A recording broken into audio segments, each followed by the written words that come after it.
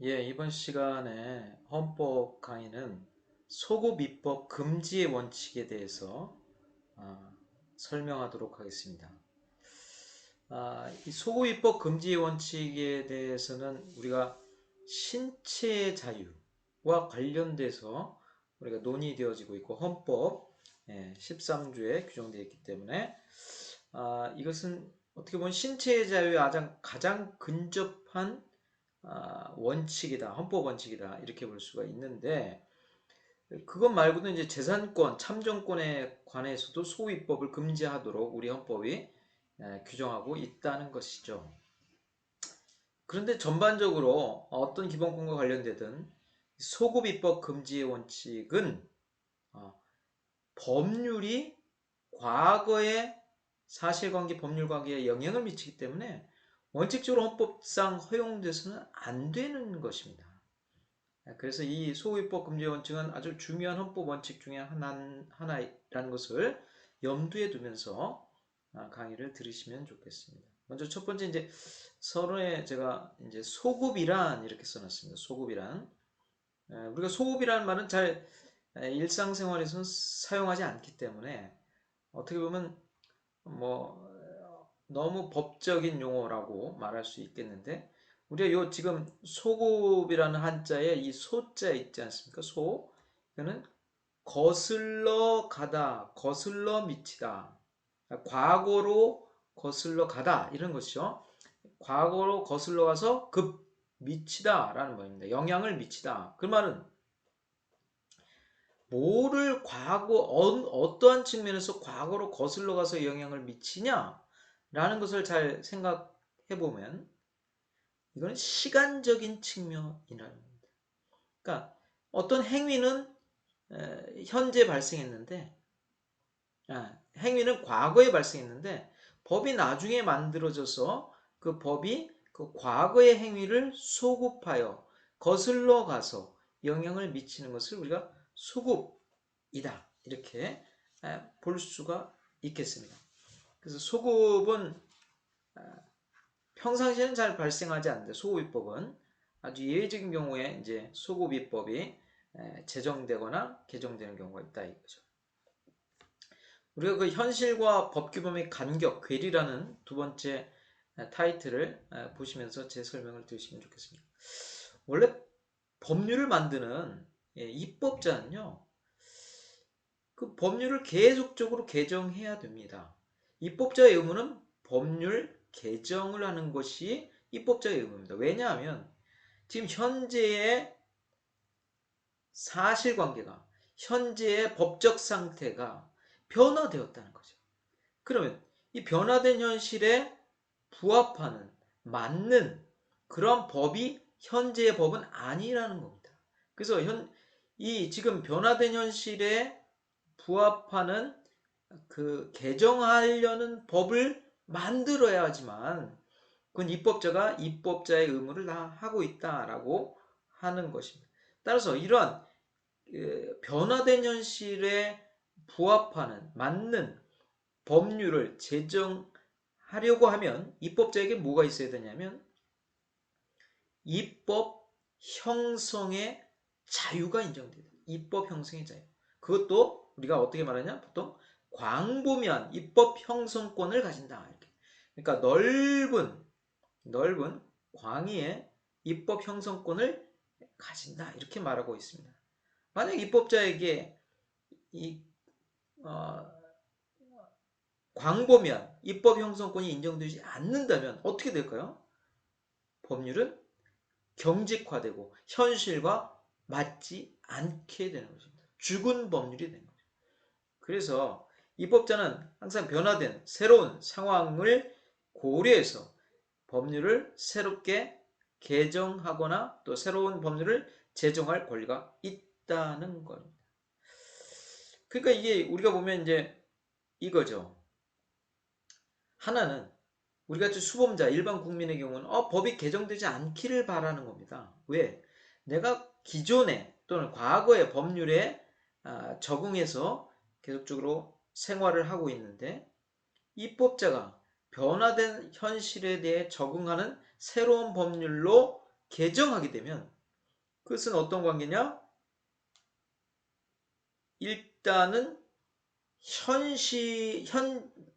그러니까 변화된 현실에 부합하는 법률을 만들려는 입법자의 개정하려는 입법 형성권과 또 현재 법규범의 신뢰를 가지고 있는 수범자의 이 기득권과의 상충관계, 긴장관계가 항상 발생한다는 거죠. 이걸 다른 말로 하면 현실과 그 다음에 법규범 간의 괴리가 발생한다 이렇게 보고 있습니다. 그러니까 지금 이것은 이제 과거에 발생한 사실관계에 최근에 변화된 개정된 법률이 그 과거의 행위를 규율할 수 있느냐의 문제가 소급입법의 문제다 이렇게 생각하시면 될 것입니다. 그러면 두 번째로 소급입법 금지 원칙의 개관에 대해서 좀 내려오겠습니다. 그럼 제가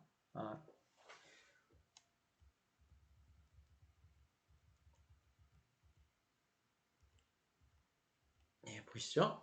소급입법 금지 원칙의 개관, 소급입법의 구분입니다. 먼저 큰 제목 양쪽 거래 1번과 양쪽 거래 2번을 보시면 소급입법을 두 가지로 구분하구나. 진정 소급입법과 부진정 소급입법으로 구분하고 있습니다. 그러니까 진정 소급입법은 우리가 어떻게 정의하냐면 이거죠. 어떤 특정한 법규범이 장래, 이제 현재, 과거에 이미 완성된 사실관계 및 법률관계에 대해서 효력을 미치는 겁니다. 이미 완성돼 있어요. 이미 끝난 사건이에요.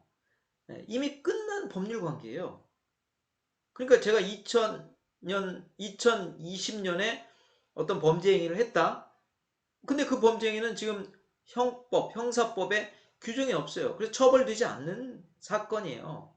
그런데 2023년 10월에 새로운 법률을 만들어서 이 범죄 2020년에 한 이 사건에도 효력을 미쳐서 처벌하고자 한다. 이것은 뭡니까? 진정 소급 입법이다. 원칙적으로 됩니까? 안 됩니까? 진정 소급 입법은 원칙적으로 안 된다. 금지된다. 이렇게 보고 있습니다. 그러면 예외적으로 진정소위법도 허용돼서 그것이 적용된다, 효력이 미친다 이렇게 보고 있는 것입니다. 진정소위법은 원칙적으로 안 되지만 예외적으로 허용되는 경우가 있다라는 겁니다. 그러니까 거기 밑에 다구장 표시에 진정소위법 금지 원칙은 수혜적 법률의 적용 문제가 아니라 수혜적 법률은 그 진정소위법이 되면 더 좋죠. 혜택을 받는 사람 너무 좋죠. 그 중요한 거는 뭐냐? 진정소급입법 금지 원칙의 초점은 어디에 있습니까? 부담적 법률, 침해적 법률, 제한적 법률이 진정소급될 때 그게 문제된다는 거죠. 거기까지. 그다음에 이제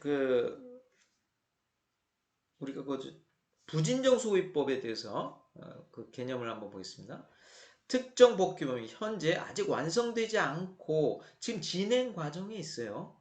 사실관계 및 법률관계에 대해서 효력을 미침과 동시에 당의 당사자의 법적 지위를 무가치하게 만드는 입법입니다. 그러니까 이제 현재 아직 완성되지 않는 사실관계. 그러니까 과거서부터 계속 사실관계가 이어져 오고 있습니다. 진행 과정에 있다가 또는 과거서부터 계속 진행되어져 가고 있는 법률관계에 나중에 만든 법이 지금 만든 법이 효력을 미치는 겁니다. 그러니까 과거의 행위에서부터 지금까지 계속 영향을 미치게 지금 만든다는 거죠. 이러한 부진정 소급법은 원칙적으로 허용된다. 그러나 예외적으로는 안 된다. 금지된다. 이렇게. 그러니까 진정소위법과 부진정소위법은 서로 반대되는 금지와 허용을 가지고 있죠. 그러면 조금 더 내려서 제가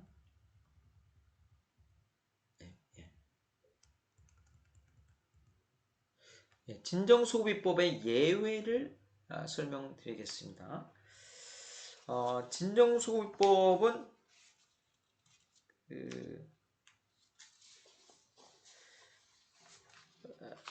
이제 독일 연방헌법재판소가 처음으로 개발해낸 이론입니다. 그러니까 진정소위법은 학자들이 이렇게 만든 게 아니라 독일 연방헌법재판소가 이러한 판결에서 이러한 경우에 진정소위법의 예외가 인정된다. 뭐 이런 경우에 진정소위법의 예외에 해당된다. 이렇게 판시한 것을 나중에 학자들이 다 모아보니까 이렇게 5가지의 독일에서 연방헌법재판소 5가지의 진정소위법의 예외를 인정하고 있더라. 이렇게 본 겁니다. 그래서 독일 연방헌법재판소가 5가지 예외적인 경우에 진정소위법을 허용하고 있다. 원칙적으로 안 되는데 첫 번째는 이겁니다. 당사자가 법률 규정의 효력이 일정 시점 후에 종료된다는 사실을 미리 예견하고 있었던 경우. 이거 좀 말이 어렵습니다. 그래서 제가 조금 설명을 해야 될 것 같습니다.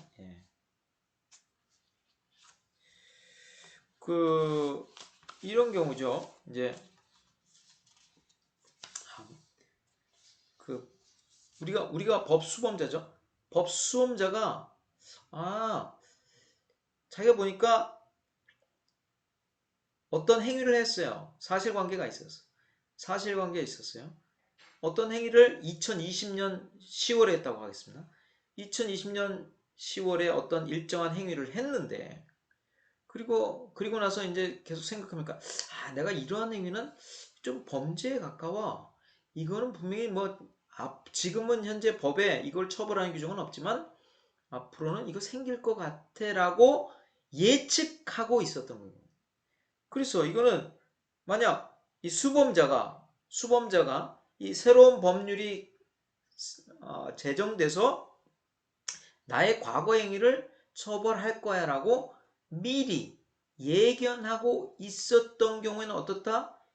이러한 법 개정의 예측 가능성을 수험자가 갖고 있었던 경우는 진정소위법이라고 하더라도 허용된다. 허용된다. 그것을 법 개정의 예측 가능성의 예외 첫 번째. 두 번째는 이제 우리가 경미유보라고 하는데 이겁니다.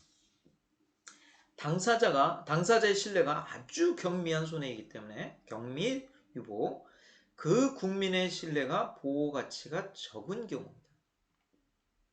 그러니까 이겁니다. 과거의 행위를 2020년 10월에 어떤 행위를 했는데 2023년 10월에 새로운 법률을 개정하거나 제정해서 이것을 2020년 10월의 행위를 소급 적용해요. 하는데 문제는 뭐냐?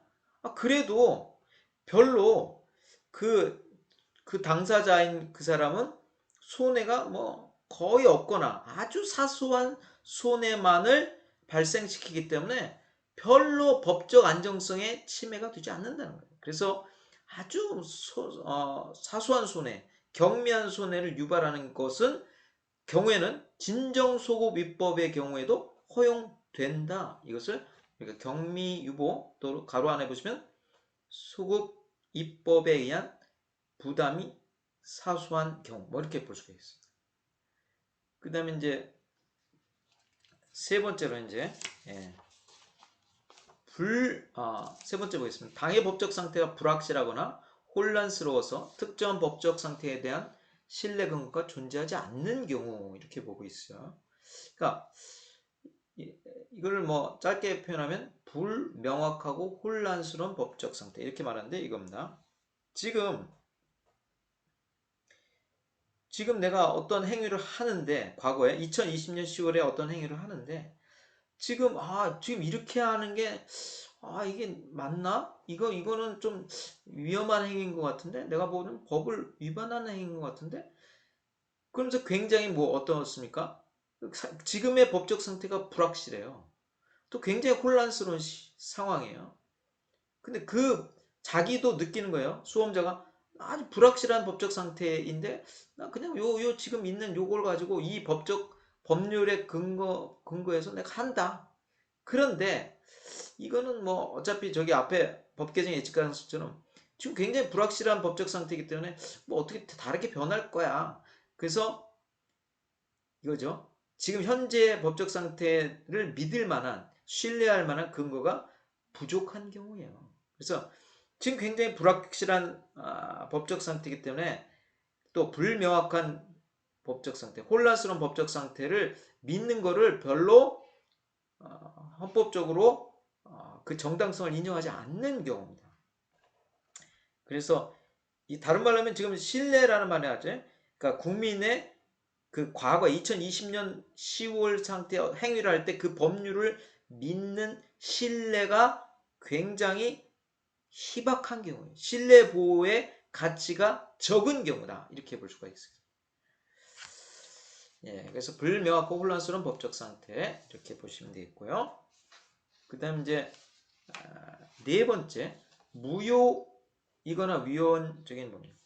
이거는 사실은 이 독일 연방헌법재판소 판결에서 지금 5가지인데 우리 헌법재판소가 이것을 그냥 그대로 가져오면서 요거만 빼먹었어요. 당해 법률 규정이 위헌이 되어 무효인 경우 또 독일 연방헌법재판소는 진정소위법의 예외로 보았는데 우리나라는 요거 4번만 빼고 1, 2, 3, 5번을 진정소위법의 예외로 우리가 그냥 가져왔다. 이렇게 보시면 되겠습니다. 그러니까 당해 법률 규정이 위헌, 무효이면 당연히 그 경우는 나중에 새로운 법률이 만들어서 소급 적용되는 것은 가능하다. 이거죠.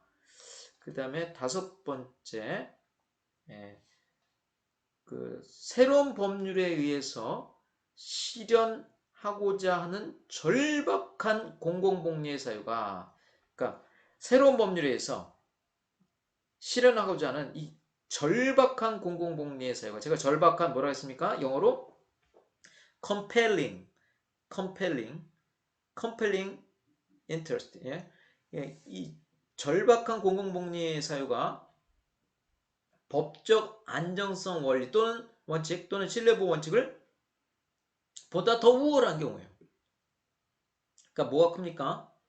이 개인의 신뢰보호, 개인의 법적 안정성보다 절박한 공공복리가 더 우월한 경우에는 진정소유법의 예외가 허용된다는 것입니다.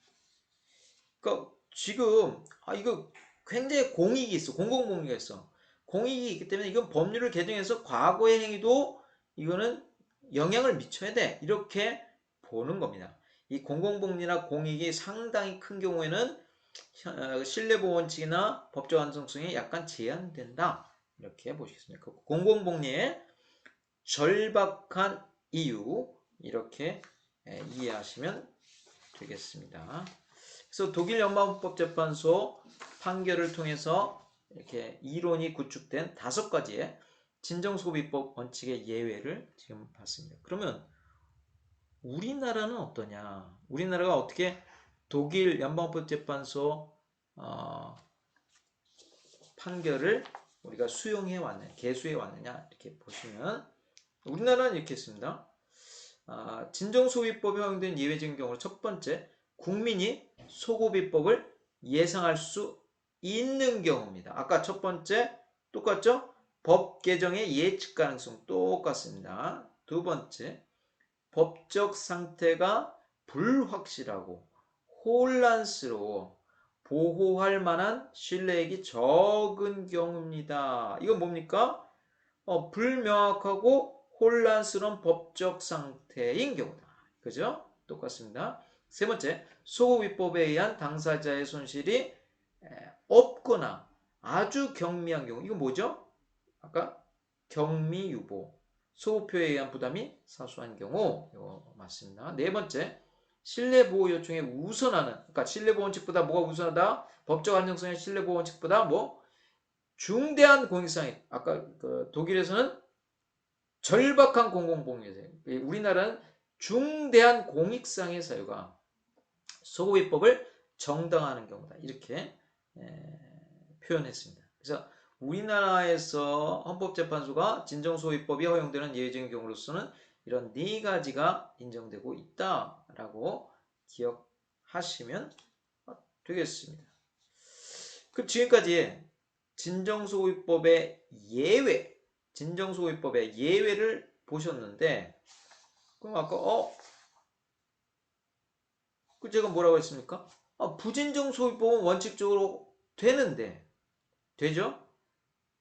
그런데 예외적으로는 안 된다, 금지된다 이랬어요. 어떤 경우에 부진정소위법의 예외로서 금지되는가? 이것을 보겠습니다. 여기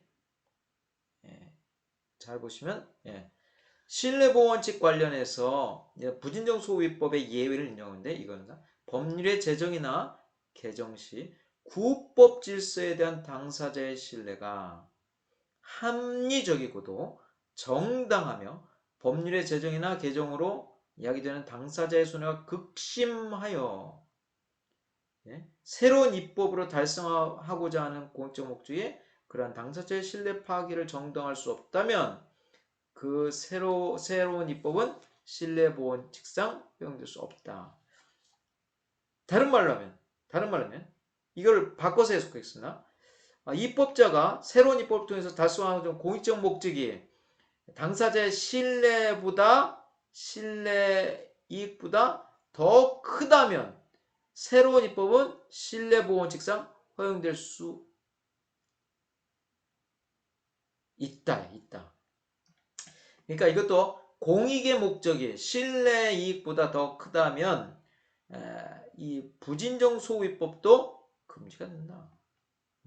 부진정소위법도 허용되지 않는다. 이렇게 볼 수가 있겠습니다. 그러면 제가 오늘 아주 또 재미있는 그 판례를 가져왔습니다. 헌법재판소 결정 보겠습니다. 소위법 금지 원칙과 관련한 사건 2010 헌가 82입니다. 여기 보시면 이제 사건의 개요, 어떤 사건인지 한번 같이 읽어보겠습니다. 첫 번째, 2010 헌가 82 사건은 당해 사건의 피부착 명령 청구자는 2006년 10월 20일 대전지방법원 천안지원에서 성폭력범죄 처벌 및 피해자 보호 등에 관한 법률 위반, 13세 미만 미성년자 강간 등 죄로 징역 4년을 선고받고 그 형이 확정되어 2010년 8월 6일 형의 집행을 종료하였다. 검사는 2010년 7월 26일 당시 징역형의 집행 종료일까지 6개월 미만이 남은 사람, 이걸 뭐라 합니까? 출소 임박자. 집행 종료일 6개월 미만 남은 사람 출소 임박자인 피부착 명령 청구자에 대하여 특정 범죄자에 대한 위치 추적 전자장치 부착 등에 관한 법률 부칙 제2조 제1항 부칙조항이라고 합니다. 에 따라 전자장치 부착 명령을 청구하였습니다. 그 사건 계속 중 법원은 직권으로 적용 법조인 뭡니까? 위치 추적 전자장치 부착 등에 관한 법률 부칙 제2조 제1항에 대해서 위헌법률 심판을 제청하였습니다. 그러니까 헌가 사건 위헌법률 심판, 여기서는 직권으로 법원이 제청해 줬습니다. 두 번째 사건 2011 헌바 393 위헌심사형 헌법소원 사건이죠. 청구인은 2007년 11월 15일 서울고등법원에서 성폭력범죄 처벌 및 피해자 보호 등에 관한 법률 위반, 강간 등 상해죄 등으로 징역 3년 6월을 선고받고 그 형이 확정되어 2010년 8월 10일 형의 집행을 종료하였습니다. 청구인이 형 집행을 종료하기 전인 2010년 7월 30일 서울 남부지방법원은 청구인에 대한 특정 범죄자에 대한 위치 추적 전자장치 부착 등에 관한 법률에 따른 10년간 위치 추적 전자장치 부착 명령을 선고하였습니다. 조금만 더 내겠습니다. 이에 청구인은 항고를 제기하고 이 사건 부칙조항에 대하여 위헌법률 심판 제청 신청을 하였으나 그러나 법원이 항고를 기각한과 동시에 위 신청을 기각하자 2011년 12월 23일 이 사건 헌법소원심판을 청구하였습니다. 그러니까 법원이 기각해서 위헌법원 심판 재청 신청을 했는데 그 신청을 기각해서 이제 헌법소원을 청구한 것입니다. 제가 항상 이 사건의 개요를 읽고 나서 뭘 먼저 본다? 그 다음에 심판 대상 조항을 살펴본다. 심판 대상 조항을 다시 보겠습니다. 특정 범죄자에 대한 위치 추적 전자장치 부착 등에 관한 법률 제2조 제2조 그 다음에 동그라미 1 제1항 이렇게 되어 있습니다. 검사는 성폭력 범죄를 저질러 2008년 9월 1일 이전에 제1심 판결을 선고받아 이 법 위치추적 전자장치 부착 등에 관한 법률 시행당시에 징역형 이상의 형, 치료 감호 또는 보호 감호의 집행 종료일까지 6개월 이상이 남은 사람, 이건 출소 예정자, 또 징역형 등의 집행 종료일까지 6개월 미만이 남은 자, 출소 임박자, 그러니까 출소 예정자와 출소 임박자 및 징역형 등의 집행이 종료, 가종료, 가출소, 가석방 또는 면제된 후 3년이 경과되지 아니한 사람, 출소자. 그러니까 출소 예정자, 출소 임박자, 출소자 이 세 부류로서 종전법 제5조 제1항 각호의 어느 하나에 해당하고 성폭력 범죄를 다시 저질 위험이 있다고 인정되는 사람에 대하여 종전법 제5조 제2항 제7조 및 제9조 제3항에도 불구하고 1심 판결을 한 법원 또는 출소 예정자, 출소 임박자, 출소자의 주거지 또는 현재지를 관할하는 지방법원에 부착명령을 청구할 수 있다. 검사가 그러한 지방법원에 부착명령을 청구할 수가 있습니다. 그러면 판사가 부착명령을 하겠죠. 여기서 이 사건에서 제가 다뤄야 될 게 몇 개가 있는데 위치 추적 전자장치 부착이 처벌인지 여부 이겁니다. 잘 보시면 헌법 제13조 1항을 한번 같이 보겠습니다. 모든 국민은 행위 시에 법률에 의하여 범죄를 구성하지 아니하는 행위로 소추되지 아니하며 동일한 범죄에 대하여 거듭 처벌받지 아니한다. 그러니까 행위 시의 법률에 의해서 범죄 구성하지 않고 처벌되지 않는데요.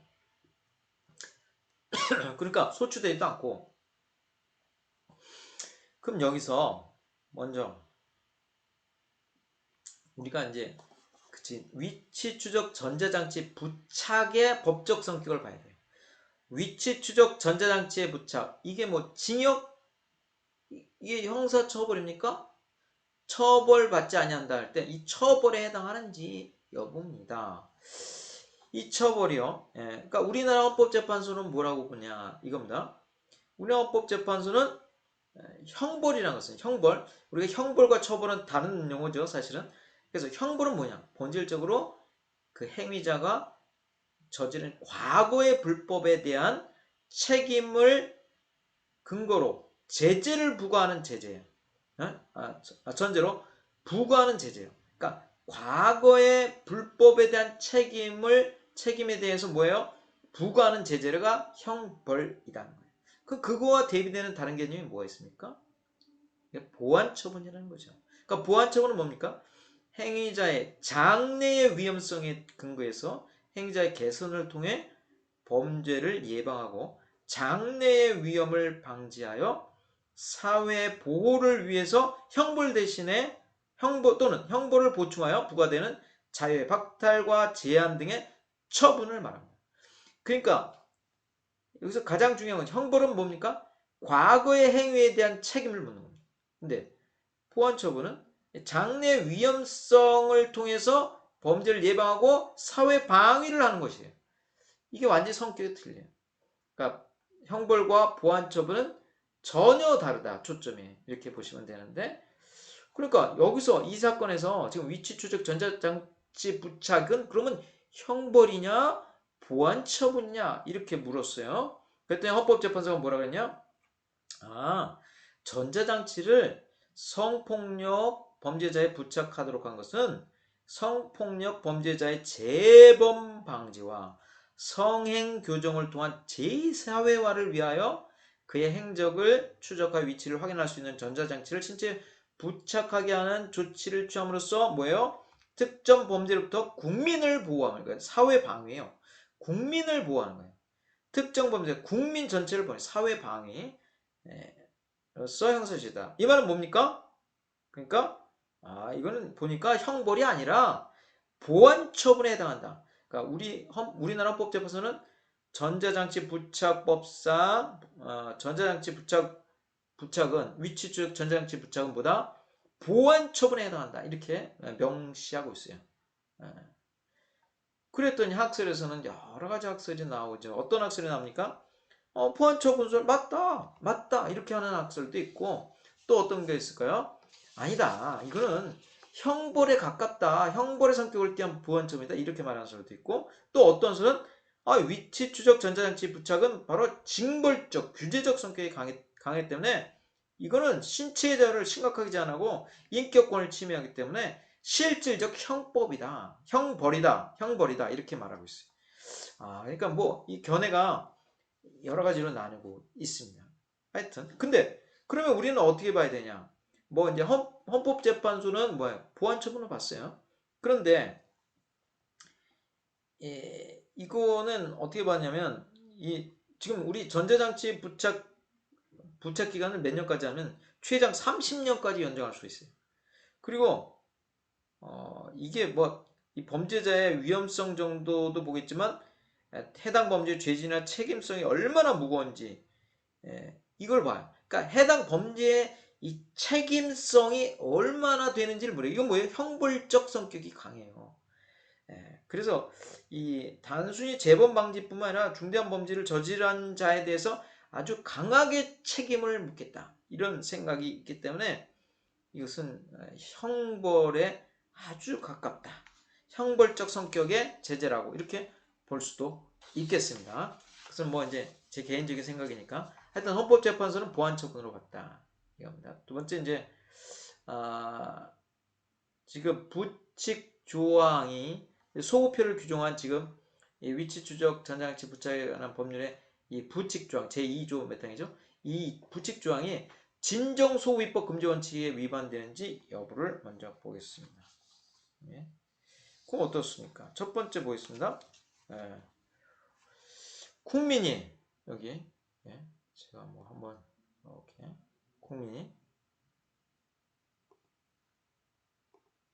국민이 소위법을 예상할 수 있었던 경우입니까? 아니 거기 지금 출소 임박자, 출소 예정자, 출소자가 나 출소했어 벌써. 근데 갑자기 야 일로 와봐 검사가 야 일로 와봐라. 너 전자장치 부착 장치를 달고 다녀야 돼 발에. 왜? 내가 갤럭시 S23으로 좋은 거 해줄게. 이게 말이 됩니까? 갑자기 난 사회생활 하고 있는데 교도소에서 나와서 모든 형기를 마치고 나와서 사회생활을 하는데 갑자기 전자장치 부착 명령이 떨어진다. 이거 굉장히 소고의법을 도저히 예상할 수 없는 경우다. 이렇게 볼 수가 있겠죠. 두 번째로 법적 상태가 불확실하고 혼란스러워 보호할 만한 신뢰액이 적은 경우인가 이거 보겠습니다. 지금 그냥 지금 현재 상태에 아주 평온한 법적 상태. 그 다음에 이제 법률에서 그렇게 규정하지 않고 있었던 상태였는데 갑자기 법률이 개정돼서 출소 임박자, 출소자 다 뭐 하랍니까? 전자장치 부착 명령을 할 수 있도록 해놨어요. 굉장히 불확실한 상태도 아니고 혼란스러워서 신뢰할 만한 신뢰이익이 적은 경우냐? 이것도 수긍하기 굉장히 어렵습니다. 세 번째로 지금 진정소위법의 예외를 보는 거죠. 예외. 세 번째, 소위법에 의해서 당사자 손실이 없거나 아주 경미한 경우입니까? 아니죠. 소위법에 의해서 전자장치 부착을 하라 그러면 이런 당사자에게는 소위법이 미침으로써 뭐 10년간, 뭐 5년간 전자장치를 부착하고 다녀야 돼요. 굉장히 불편합니다. 목욕탕도 갈 수 없고 뭐 어디 반바지도 입을 수 없어요. 예. 예. 그 이거 사소한 손해라고 보기 어렵다. 경미한 손해라고 보기 어렵다라고 볼 수 있습니다. 네 번째, 예, 이거.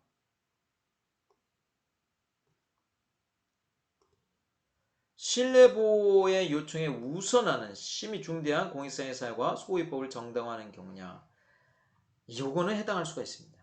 이때 당시에 지금 소고기법을 계속적으로 지금 소고기법을 강화해서 성범죄자들에게 전자장치 부착을 명령하려고 했던 때는 우리나라에 굉장히 성범죄가 좀 사회적 이슈가 되고 성범죄 굉장히 사회가 불안하다, 범죄가 발생할 것 같다 이런 국민들의 감정이 있어서 이때는 그 사람의 이 출소 임박자 또는 출소자의 신뢰 보호를 인정해 주기보다는 중대한 공익상의 사유, 뭡니까? 성폭력 범죄자의 재범 방지라든가 성행 교정을 위한 제사회라는 공익성의 사유가 더 컸기 때문에 우월했기 때문에 이때는 소위법을 정당화하는 경우에 해당할 수가 있겠다. 그러니까 이게 만약 아까 첫 번째 봤듯이 이거를 처벌에 지금 전자장치 부착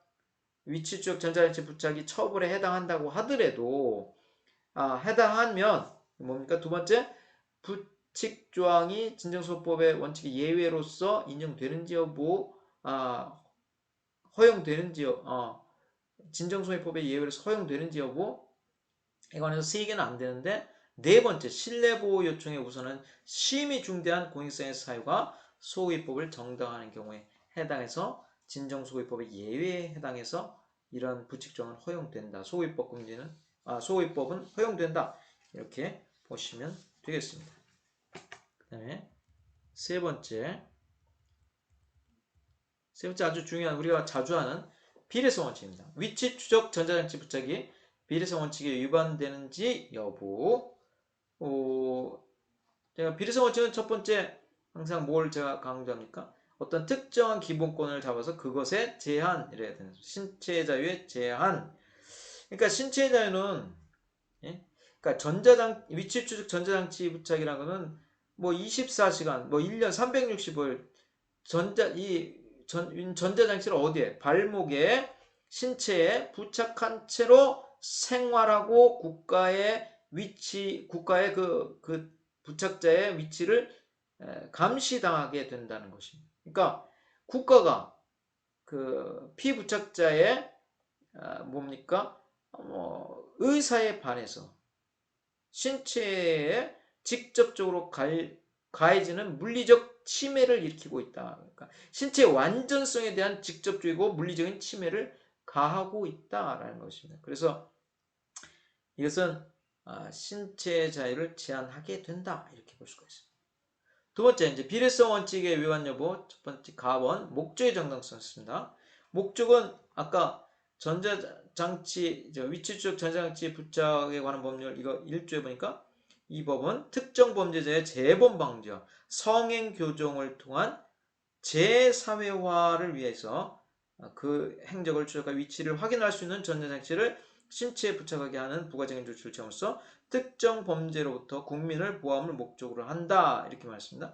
그러니까 여러 가지 있습니다. 특정 범죄자의 재범을 방지하기 위한 목적이 있고 성행 교정을 통한 재사회화를 하기 위한 목적이 있고 그럼 이러한 신체 전자장치를 부착하게 함으로써 이러한 범죄로부터 국민을 보호하려는 목적이 있다. 이런 여러 가지 목적을 가지고 있다는 겁니다. 여기까지 하면 안 되죠? 어떻게 해요? 이런 전자장치 부착이라는 것은 부착이라는 이 재범방지와 재사회화 목적은 입법 목적은 우리나라 헌법 제37조 제2항에 규정된 기본권 제한 사유 중에 어떤 겁니까? 질서 유지라는 목적에 부합하기 때문에 목적의 정당성이 인정된다. 이렇게 봐야 될 것입니다. 다음은 수단의 적합성. 수단은 뭡니까? 위치 추적 전자장치 부착을 출소 임박자, 출소 예정자, 출소자에게 부착함으로써 어떻습니까?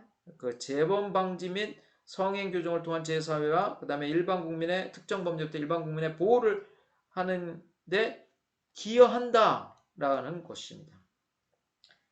그래서 이런 수단이 어느 정도 효과를 발휘한다. 수단의 적합성이 인정된다고 볼 수가 있겠죠. 그다음 침해의 최소성을 보겠습니다. 근데 여기서는 침해의 최소성과 법익의 수는 XX로 가든지 뭐 OO로 가든지 그건 선택했는데 이 전자장치 부착 위치추적 전자장치 부착을 하게 되면 어떻습니까? 정상적인 그 사람은 정상적인 사회생활을 영위하기가 어렵습니다. 예. 그래서 이제 형기를 채우고 뭐 나온 사람들이 출소자가 이런 위치추적 전자장치를 부착하게 되면 아까 재사회화라는 것에 시동이 걸리는 제한이 걸린다는 거죠. 왜? 사회 복귀나 재사회화가 달성되기 어려워요. 네, 그래서 이 침해 처성을 위반할 수밖에 없다.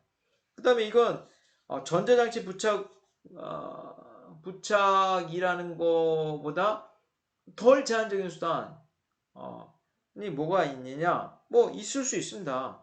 그런 성범죄자들한테 어때요? 적극적인 치료 프로그램, 보호관찰제도, 무슨 준수사항이 잘 되고 있는지를 어떤 대체, 관찰제도 뭐 여러 것들을 하면서 덜 침해적인 수단이 존재함에도 불구하고 전자장치 부착을 하고 있다라는 것은 침해 처성을 위반할 가능성이 상당히 높다 이렇게 보시면 되겠습니다. 그 다음에 법익의 균형성으로 가겠습니다. 지금 법익의 균형성은 앞에 목적의 정당성은 어떻습니까? 입법 목적의 정당성의 입법 목적이 공익으로 오죠. 그래서 아까 말씀드린 대로 뭡니까? 범죄자의 재범 방지와 성행 교정을 통한 재사회와 특정 성범죄로부터 국민을 보호하고자 하는 이러한 공익이 있음에 관해서 공익이 있고 이 사익은 뭡니까? 이 전자장치 피부착자의 신체의 자유, 뭐 사생활의 자유를 과도하게 제약하는 이 사익의 침해 이 두 가지를 비교해봐서 아까 침해 처성을 부정했다면 여기도 법의 균형성도 사익의 침해가 또 과도하다. 이래서 법의 균형성을 갖추지 못했다. 위반했다. 이렇게 결론을 내시면 되겠습니다. 예, 오늘 강의에서는 이제 그 소호비법 금지 원칙과 관련해서 진정소호비법과 불인정소호비법이 있다. 근데 다 원칙과 예외가 있고 원칙과 예외가 있다. 그리고 헌법재판소 결정에서 지금 특정 범죄자에 대한 위치추적 전자장치 부착에 관한 법률 부칙 제2조 제1항에 대해서 저희가 살펴봤어요. 첫 번째는 어떤 걸 살펴봤습니까? 위치추적 전자 부착이 처벌에 해당하는지 여부. 두 번째는 부칙 조항이 진정소위법의 예외에 해당하는지 여부. 네 가지 봤습니다. 네 가지 중에 마지막 네 번째가 걸리죠. 또 세 번째 지금 위치추적 전자장치 부착이 비례성 원칙에 위반되는지 여부를 신체의 자유 제한관에서 비례성 원칙, 목적의 정당성, 수단의 적합성, 침해죄성, 법의 기준성으로 살펴보았습니다. 그러면 여기까지 강의를 경청해 주셔서 감사합니다.